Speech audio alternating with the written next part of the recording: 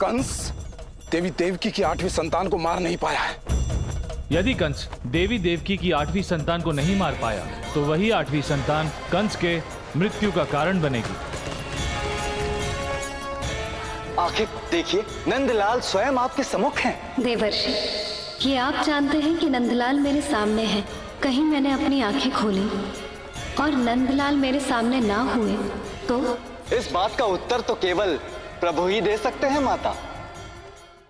देवी, मैं जानता हूं कि आपका प्रेम बंद आंखों से मुझे ही देख रहा है, ये मेरी है, क्योंकि आपके अंतःकरण मेरी ही छवि बसी है। देवी, जो आपके हृदय में है वही आपके सम्मुख भी है। आप आंखें खोलिए।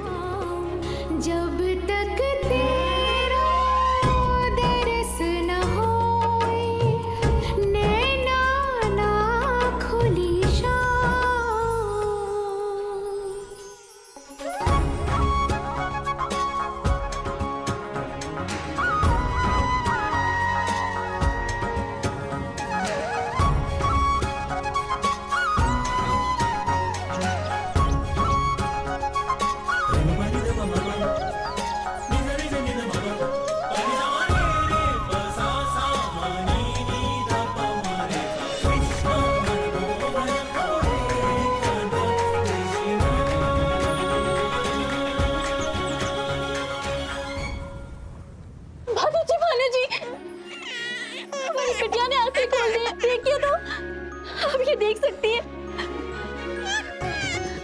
हमारी बिटिया ने आंखें खोल दी। नंद देखो, हमारी बिटिया ने आंखें खोल दी। ये तो सत्य में चमत्कार हो गया। ये तो प्रभु सत्यनारायण और माता लक्ष्मी की कोई लीला है। नंद, मैं आपको बता नहीं सकता आज मैं कितना प्रसन्न। ये प्रसन्नता मेरे जीवन की सबसे अधिक प्रसन्नता है, मेरे पिता बनने से भी अधिक। आज मेरे जीवन का सबसे गौरवशाली दिन है। अवश्य मित्र, मैं समझ सकता हूं। एक माता पिता के लिए इससे बड़ी प्रसन्नता और क्या हो सकती है कि वो अपनी संतान को स्वस्थ देखे। भगवान विष्णु और देवी लक्ष्मी ने हम सबकी प्रार्थना सुन ली।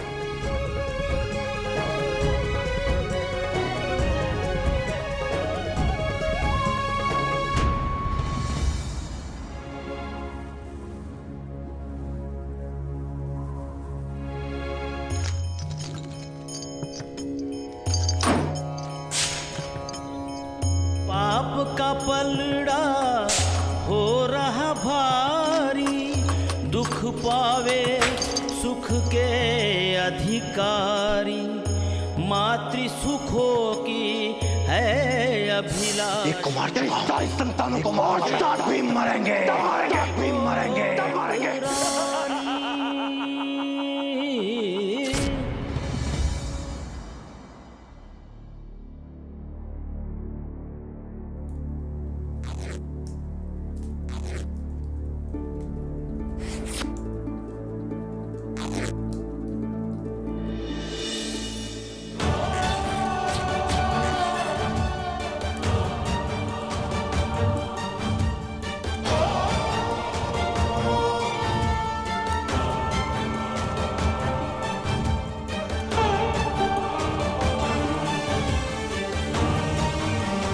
मेरे बच्चों की हत्या का कारण मैं ही हूं।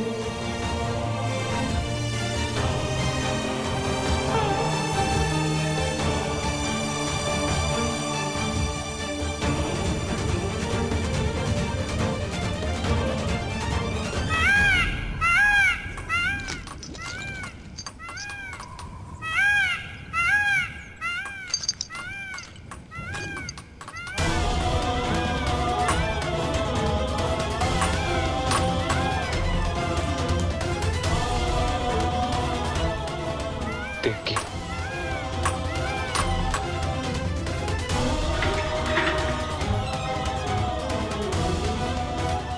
देवकी, ये क्या कर रही हो तुम? मैं हार गई महाराज। महाराज, मैं हार गई।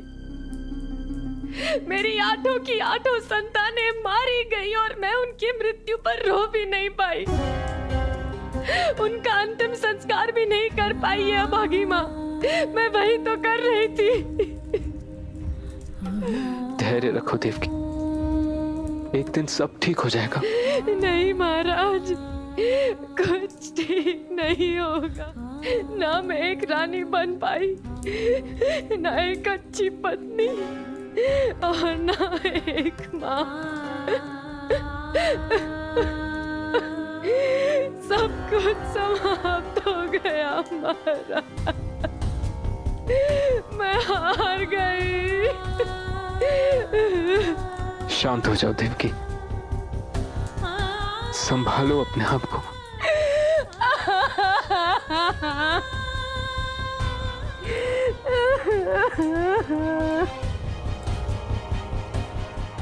देवकी, मुझे क्षमा कर दो, मैं तुम्हें सत्य नहीं बता पा रहा हूं।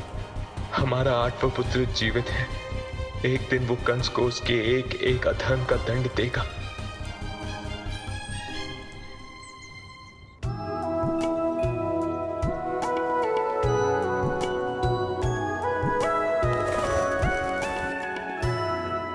मित्र, क्या बात है? किस विचार में डूबे हो? नंद, मैं अपनी बिटिया को लेकर मथुरा वैद्य जी के पास जा रहा था कि अचानक बिना मौसम के तूफान का आ जाना, हमारी बैलगाड़ी का गोकुल में पहुंच जाना, तुम्हारे लल्ला को देखते ही मेरी बिटिया का आंखें खुल जाना, क्या ये केवल एक संजोग है या फिर पूर्व निर्धारित कोई नियति? मित्र, लगता है तुम सच में बहुत गहराई से सोचने लगे हो। तुम कुछ भी कहो नंद, किंतु मुझे ऐसा लग रहा है कि तुम्हारा लल्ला और मेरी बिटिया दोनों नियति की किसी डोर से बंधे हुए हैं।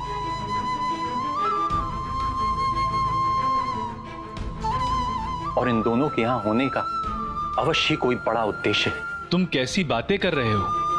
ये केवल हमारे बच्चे हैं।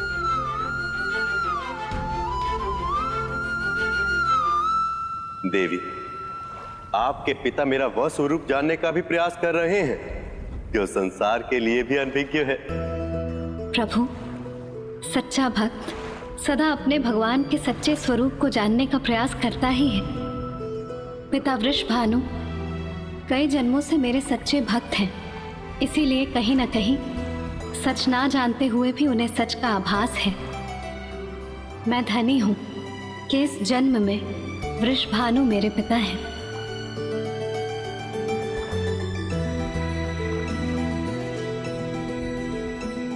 नंद बाबा, नंद बाबा, नंद बाबा, नंद बाबा, नंद बाबा, क्या हुआ क्रूर जी, आप यहाँ? नंद बाबा, पूरे ब्रजमंडल पर बहुत बड़ा संकट आ गया है।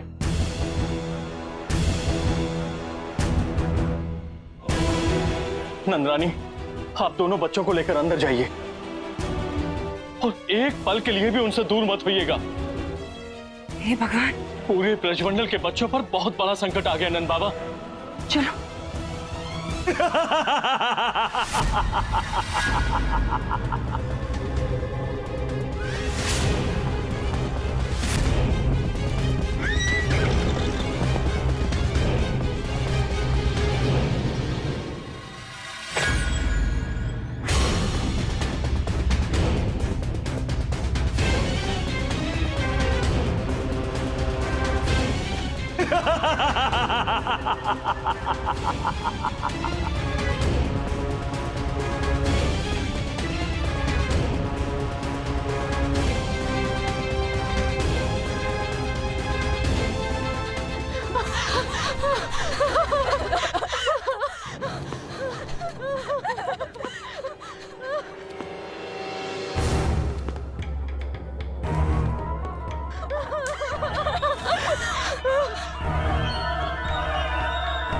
सबने मेरे बच्चे का जीवन बचा लिया, इसके लिए मैं सदा आपकी आभारी रहूंगी।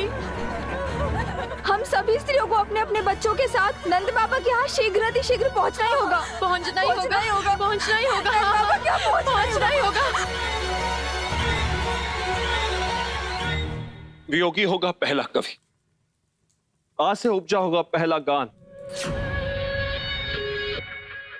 वाह, वाह, सच ही कहा है किसी ने कि सच्चा संगीत दुखी मन से ही तो निकलता है।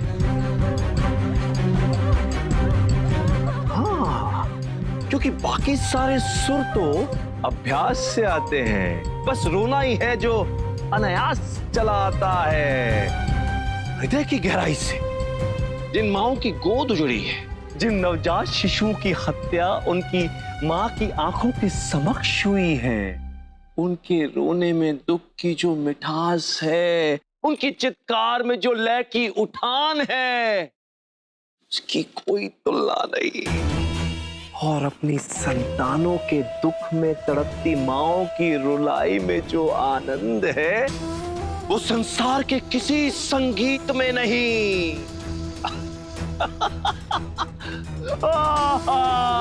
अति सुंदर।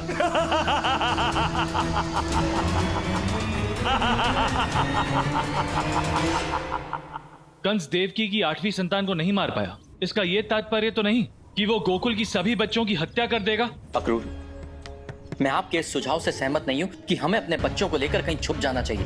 वृषभानु जी, मेरी बात समझने की कोशिश कीजिए। कंस जब तक देवकी की 8वीं संतान को ढूंढकर उसकी हत्या नहीं कर देता, उसका जीवन संकट में है। और अपनी मृत्यु के इसी डर से बचने के लिए उसने ब्रजमंडल के सभी नवजात शिशुओं की हत्या करने का आदेश दे दिया है। नंद बाबा, हमारे बच्चों को बचाइए। नंद बाबा, हमारे बच्चों को बचाइए। नंद बाबा, हमारी रक्षा कीजिए। नंद बाबा, हमारे बच्चों को। शांत हो जाइए, शांत हो जाइए।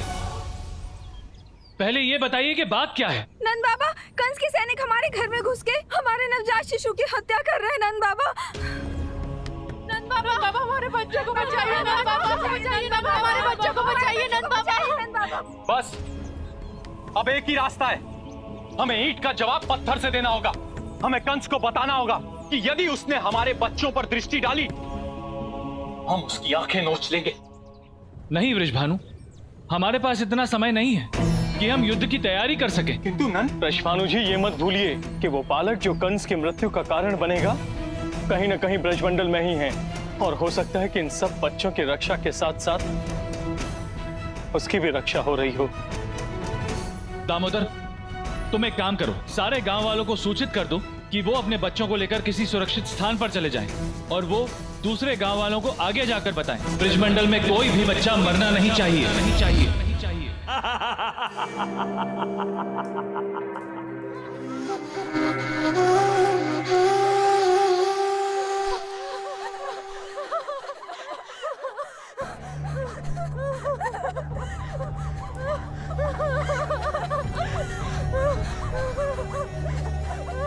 मेरी प्रिय महारानी प्राप्ति, मन में यदि कोई विकार हो तो वो मुख पर आ जाता है और मानसिक विकार बन जाता है।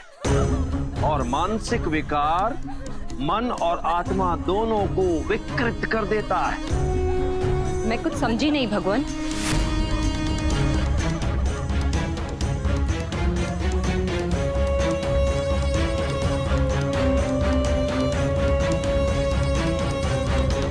किंतु भगवान कंस सब कुछ समझ सकते हैं मेरी प्रिय महारानी प्राप्ति। मुझे यह आभास हो रहा है कि तुम मुझसे कुछ कहना चाहती हो। कहो। कुछ भी तो नहीं भगवान। भगवान कहती तो हो, मानती नहीं। यदि मानती हो तो ये क्यों भूलती हो कि भगवान तो सबके मन की बात जान जाते हैं। भक्त को भगवान से कैसा डर। जो कुछ मन में है मुख पर ले आओ, कह दो, सब कुछ कह दो, निडर होकर कह दो, कह दो, सब कुछ कह दो। अब तक तुमने भगवान कंस की आज्ञा का पालन नहीं किया प्राप्ति। भगवान, मैं तो बस यही सोची थी कि ब्रजमंडल के सभी नवजात शिशुओं की हत्या करने की क्या आवश्यकता। अर्थात सभी तो आपके शत्रु हैं नहीं, आपके शत्रु तो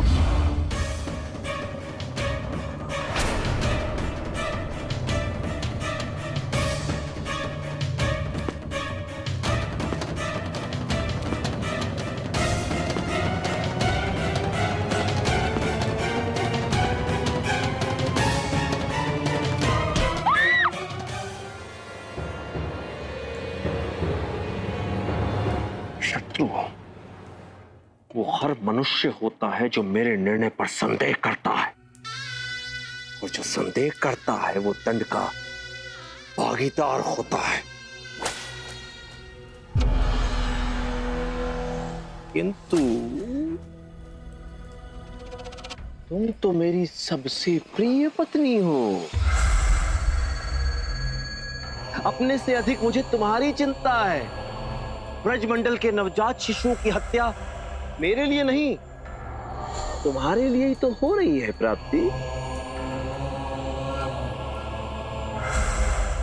तनिक सोचो, यदि तुम्हारे इस पति परमेश्वर की मृत्यु हो गई तो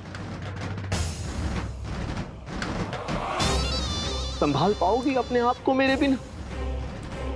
अपनी मृत्यु के पश्चात मुझे तुम्हारे नेत्रों से बहने वाले अश्रुओं की चिंता है। तुम्हारे नेत्रों से बहते ये झूठे आंसू अच्छे नहीं लगते मुझे। ये सब तुम्हारी प्रसन्नता के लिए ही हो रहा है, इसीलिए मुस्कुराओ, मुस्कुराओ प्राप्ति, मुस्कुराओ।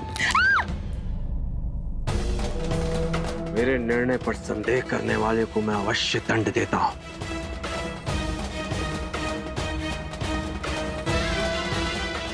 भगवान कंस का तिलक किया जाए।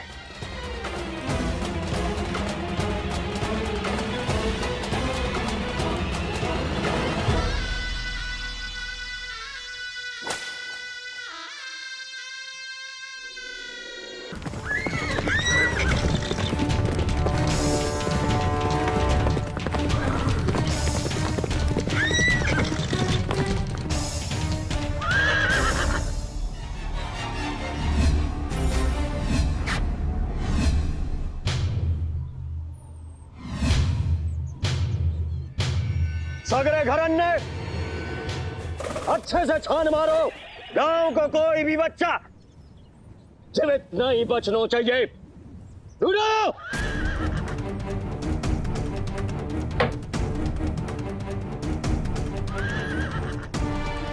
गोकुल वासियन के हितैषी नंद बाबा और जसोदा रानी को है जा घर माऊ जांच हम खुद करेंगे। अरे नंद बाबा, जसोदा रानी, देखो तुम्हारे घर में भद्रा छायो है। नंद बाबा,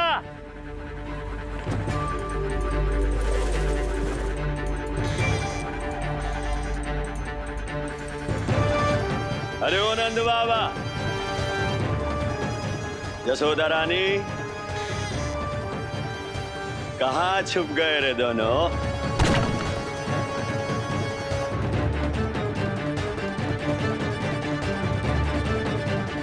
नंद बाबा,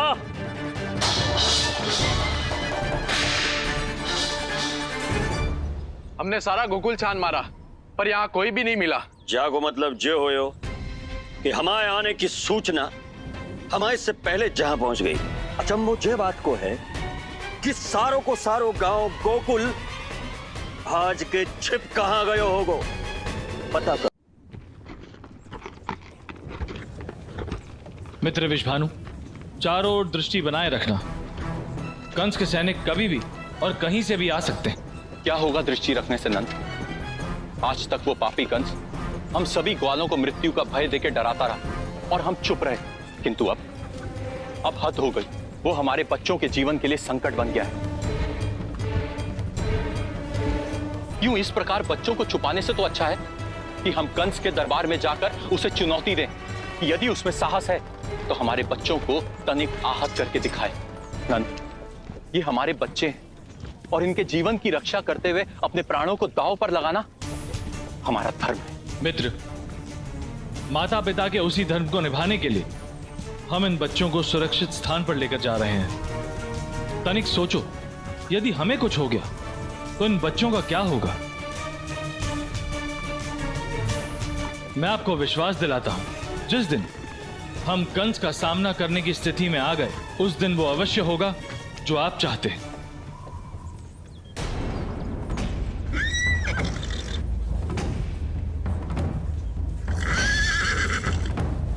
रुकिए, आप सब लोग पहाड़ी का सहारा लेकर किनारे किनारे आइए। कंस के सैनिकों को हम सब गुफा में जाते हुए दिखाई नहीं देने चाहिए।